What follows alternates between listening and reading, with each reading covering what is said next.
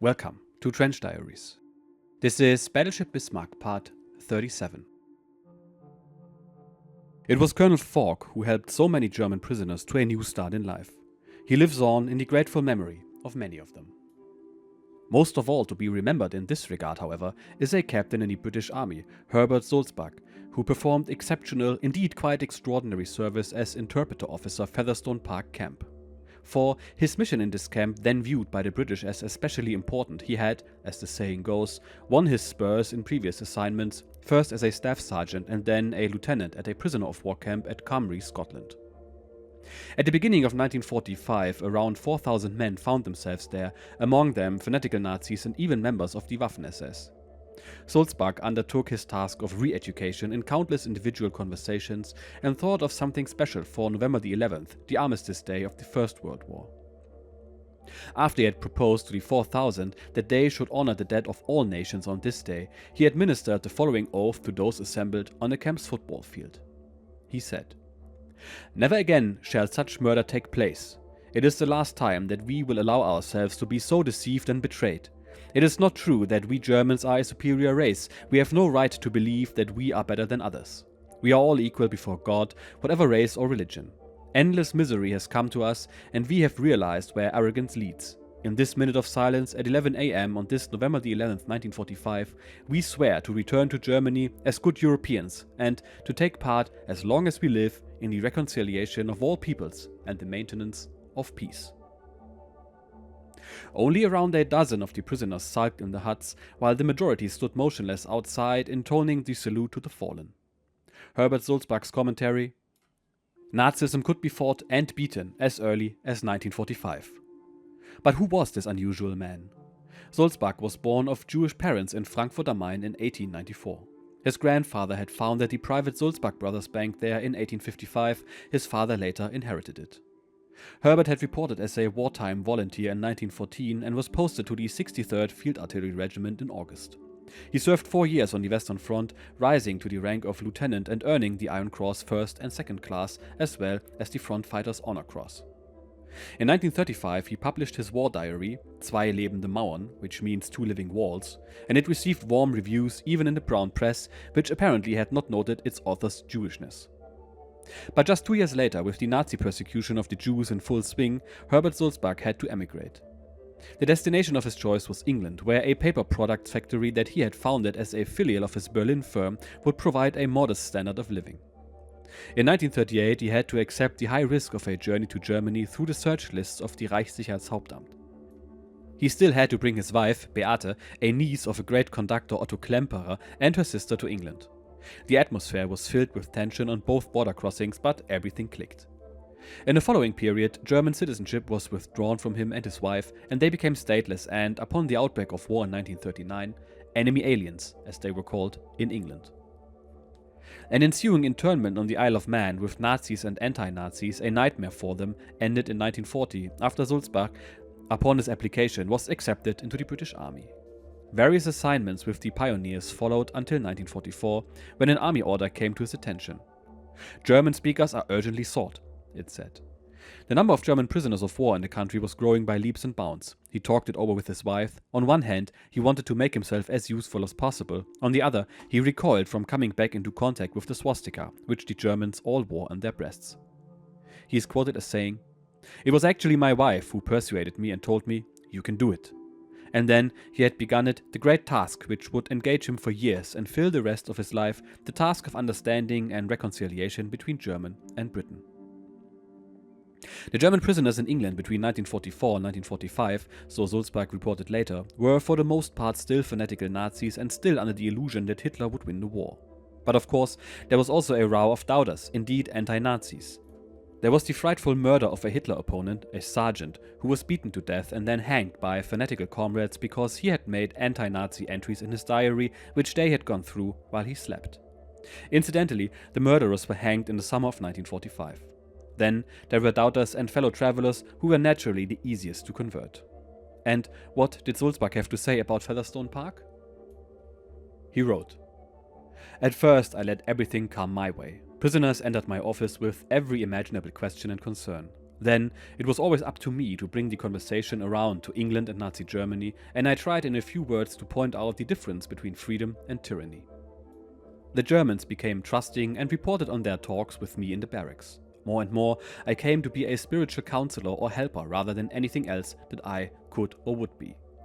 There were hardly any difficulties from the British side in this regard, and I had the great luck to have understanding camp commandants who left me a free hand, then that great man Henry Falk, and not least equally understanding gentlemen in the war offices in London. It wasn't hard for me to tell stubborn Nazis, fellow travelers and anti-Nazis from one another. Of course, as a born optimist, I may at times have been too easily taken in, but I would rather send someone who did not deserve it home early than to do the opposite. On the other hand, as I was also responsible for political classification, I often quite consciously put young men who were still Nazis in levels which stamped them as anti-Nazis, and the success was all the greater. After the war's end, it was naturally easier to make doubters and Nazis into normal men. I never actually worked out methods for myself, for I spoke with everybody individually. Perhaps there is still something to empathize. I have, as a German emigrant, never pretended to be British or changed my name, and in most cases, this inspired trust. When I myself visited Sulzbach for the first time, we had a special topic of conversation: the fate of my pre-war London possessions. As a member of the staff of our naval attaché there in 1938 to 1939, I had not been able to have my personal belongings forwarded to Germany before war broke out. Of course, as a footloose young bachelor, I did not have any too much to leave behind. Everything was confiscated, placed in official custody, and eventually auctioned off, on the small proceeds were credited to me. It was orderly enough in its way. In our general conversations, Sulzbach weighed a typical finding from his many conversations with other prisoners of war. The Germans needed to loosen up, loosen up. I could not contradict him. The sun was smiling down, a lovely landscape in the young green of early May rushed past, and a warm wind blew in the open windows of the express train from Newcastle to London. In the compartments sat a little group from Featherstone on a fast ride to the south, itchy with the anticipation of an imminent change in the still somewhat monotonous life of a prisoner of war. Only 3 days earlier, Sulzbach had informed me and the others of a transfer to a documentation center. What we were to do there, he did not explain very exactly, but we would find out immediately upon our arrival. And after leaving the camp at an ungodly hour, we reached King's Cross in London at noon and continued on to Charing Cross, and from there to Tonbridge in the county of Kent. An automobile brought us to our destination, which was Prisoner of War Camp 40, Halstead Exploiting Center, built like a youth hostel in the midst of a beautiful scenic panorama. By then, it was around 2100 but still light, and we recognized German military equipment captured by the British, apparently naval ordnance. What's this, we thought. A big question mark immediately took form. The next day, a British officer explained our new assignment. To the booty assembled there belonged countless classified directives, such as descriptions, instructions for use, illustrations, etc., all highly technical and very difficult to put into English, which was precisely what was expected of us. It would surely take a long time, but we already knew that we could not be repatriated before October in any event. We Featherstoners looked at each other in surprise. That we would not accept this task was at once clear to most. Officially, however, we asked for time to think it over. The following morning, we came forward with our no to this task. That afternoon, the camp commandant personally tried to change our minds, unsuccessfully. The day thereafter, a major from the War Office made a special trip from London to win us over to the project, equally unsuccessfully. Now that you've taken all this material as booty, was and remained our reply, its use is exclusively your affair. We will have nothing to do with it. Period. This caused no bad blood with the British, they accepted it. The opposing viewpoints were again aired in individual conversations with them in the following days, but nothing changed. Inevitably, we were transferred back to Featherstone Park, which we re-entered in the middle of May. After barely 2 weeks, the Halstead intermezzo was over, and we resumed the customary camp life. The coming months seemed to me to be no more than a transition to the return home to Germany. I attended special lectures, gave some myself, visited a theater, films and musical performances in the evening, and hauled out my violin again. A professor of Russian animated me to take a beginning course in the difficult language, so that together with further study of English, again by means of the Pitman shorthand, my days were full enough. Now and again I made use of the possibility, which had existed at Featherstone Park since the summer of 1945, of working outside camp and without guards, chiefly in agriculture, after signing a promise to return. Volunteers were sent daily to about 250 farms and 18 drainage sites, and already by October of 1945, the number of Germans engaged in such outside work reached a total of 850 per day. In 1945, more than 9,000 tons of potatoes were harvested in the vicinity, and a large portion thereof was sent to provision the British occupation zone in Germany. Some officers were already living on farms and others in Camp 18's newly established outside facilities, which were called hostels. The results of a year's drainage work were 450 kilometers of ditches dug or improved and more than 2,500 hectares of waste and swampland converted into productive farmland. I myself went to the farms, undertaking piecework such as whitewashing stalls, but had the greatest pleasure in the drainage of the peat bogs of Sewing Shields, a workplace of the Women's Land Army. It was a lot of fun to be around those jolly sturdy girls. There was never the least pressure from the German or British camp authorities to participate in these labors. Many personal relationships sprung up between the Germans and the English population, and the German name still has a good reputation in Northumberland. The ancient Romans had also left occasional projects behind for us.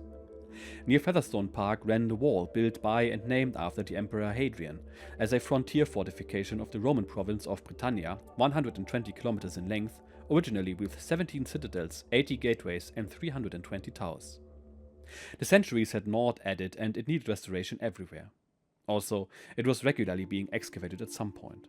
Once we were able to visit the thoroughly impressive cathedral in Durham and take part in a divine service there. Early in October of 1946, the first little group left us to return home. At the beginning of November, I learned that my own repatriation was imminent, and early on November the 5th, I was put underway as a member of a new group of the homeward-bound intermediate destination, Camp 23, near Sudbury, where we will still had to spend a few days as a preliminary to being embarked for Germany. They were days of dreary routine and pure waiting, but eager anticipation arose when, after 4 days, the names of the first transport home were read out. Transports to the British occupation zone alternated with those to the American. My group departed from Sudbury on November 20th, 1946, reached the coastal city of Hull at midday, and was embarked in the afternoon on the Empire Spearhead. What a great name, I thought. I could really befit a large ocean liner. But I was more than satisfied with our modest freighter as the sun shone down on us while she slowly slipped out of harbor. During the night aboard the Empire Spearhead, the last before we saw Germany again, sleep would not come to many. We spent it in conversation or in thought. Some of us could at least return to our former homes, to familiar surroundings, perhaps even to circles of friends. Those from the east, myself from Silesia, could not do that.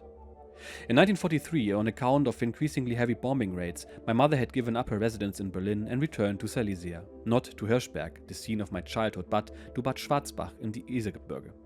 In Silesia, outwardly so peaceful, the full gravity of the military situation had not really dawned on her until January of 1945. The Reich radio had certainly not suggested it, but when one January day she asked the station master about the state of rail traffic, he had looked at her wonderingly and said, "Well, if you want to get out of here at all, the next and last train is leaving in 1 hour." And she managed to make it in great rush with a little suitcase in hand and otherwise only what she was wearing. Not exactly her best things, these she would not expose to the rigors of a wartime evacuation. And so, after stopping at a relative's in Bad Harzburg, with whom, however, she could not stay, she proceeded further into Hanover, where she was now living as a refugee in a small room in a farmhouse at Leseringen an der Weser. Therefore, I belonged to the transport to the British zone. The Empire Spearhead entered Cuxhaven at 17:30 on November 21st, 1946. We climbed into a train standing ready near the quays, and after a locomotive breakdown lasting 3 hours, we reached Münster camp between 3 and 4 o'clock in the morning. The halt there lasted only 2 days altogether. Paper war, it was called. Discharge certificate, rubber stamp, pocket money for the course of the journey home, all had been made ready for our entry into post-war civil life. On the morning of November 23rd, we traveled by truck to the main railway station in the city of Hanover, the point of departure for everyone discharged in the British zone. Jump down, grab the baggage and keep going. God in heaven, what didn't I have in all that stuff? Suitcase, duffel bag, packet of books, violin, an almost incredible mass to haul through the crowded station, up the long line to the ticket window, across a platform black with people, and into a train already filled to the seams for Nienburg. Alone, I would have never managed it, but helping hands presented themselves, some inspiring confidence and others that appeared less so. Especially imploring was the look of a young disabled man with his crutch. He hardly seemed able to last through the job, but his "I'd really like to help you, I can do it, believe me," was welcome. Up on the platform, I could write off any attempt to get into a compartment together with all my baggage. So, give up on this train and wait for the next one? Wait, wasn't it an empty brakeman's cabin at the end of one car? It was. "Hey," I shouted to my companion over the hubbub. "Up here!" Hurriedly, we shoved piece after piece up the small stairs, and in the cramped space above, half crushed by my things, I fumbled for my cigarettes, threw about 20 of them to my helper, and said, "Thanks, thank you, and good luck." And already the train was rolling out of the station. My friend below vanished from sight. This was really a close shave. It had been 5.5 years, almost to the day, since the last time I had left Germany on board the powerful battleship Bismarck from Gothenhafen in May of 1941. At that time, there had been no bomb damage in the Eastern Reich, and the night raids I had experienced in Hamburg in the winter of 1940-41 had hardly scarred the Hanseatic city. Now, for the first time, I saw the awful effects of the air war with my own eyes. I felt a morbid curiosity mixed with a deep anguish as my train rode past the destruction on the horizon, a literal fulfillment of Daladier's words in the late summer of 1939. He said, "Destruction and barbarism will most certainly triumph. Ruins to the right, ruins to the left." The depressing sight of them dredged up that sentence from the historical ruins of the last 12 years. "Give me 4 years and you will not recognize Germany." 4 years. He had received them 3 times over, the great Führer, and he had paid for them with 50 million dead, the loss of the German East, ruins everywhere, and the flight from any responsibility, even from that responsibility which, historically, he had always worn out, the one before history.